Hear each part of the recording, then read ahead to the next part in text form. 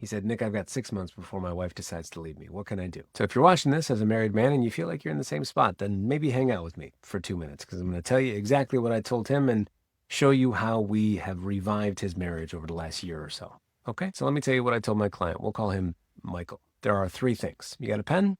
Write them down. The first thing is intentional presence. We live these lives with our wives where we spend decades together and we just get so used to them being in the room that we end up doing other things. We're on our phone, we're on our laptop, we're reading the paper, we're reading a book, we're making dinner, but we're not really connecting and spending any quality time with each other. You could spend an entire day with your wife and not ask her a meaningful question about how she's doing and what she's up to inside her head. So quality and intentional presence is incredibly important if you're trying to rebuild your marriage. It doesn't happen overnight. It doesn't happen through a magic wand. It happens through being in the room when you are physically in the room and making sure that she feels seen and heard in the process. The second thing you'll need, balls. You're going to need to have the cojones to open up a dialogue and open up a conversation that might not go well for you. You're going to have to ask questions about how this hurt her and how this made her feel when you did this thing or why she feels the way she feels right now. You're going to have to open up those can of worms with some level of courage because you might not like the answer, because in knowing the answer, you now have intel that will allow you to move differently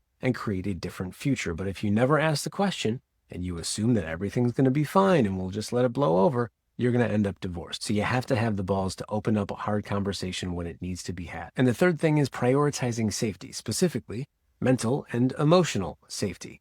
And usually that comes down to your own nervous system, being able to keep your cool in a hard conversation when she gives you feedback, being a soft place for it to land rather than getting defensive. That is highly dependent on how well you're taking care of yourself, your mentality. If you are running yourself to the ends of the earth, burning yourself out at work with all the stuff, juggling things with never taking a moment to sit in stillness or to exercise and move your body or to eat halfway decent food, like if you aren't taking care of the vessel in which you live, when she tosses you feedback, of course you're going to react aggressively and frustrated. If you have all this pent up tension inside your body because you never chose to grapple with it because you've been told that you're a dude and you don't have to.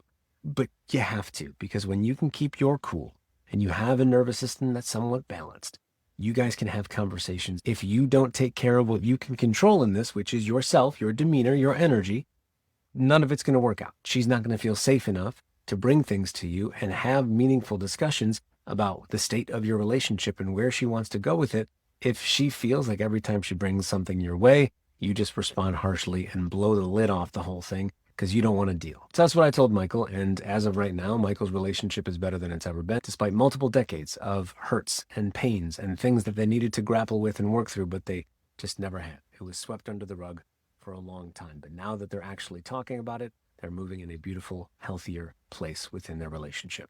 I encourage you to do the same. All right?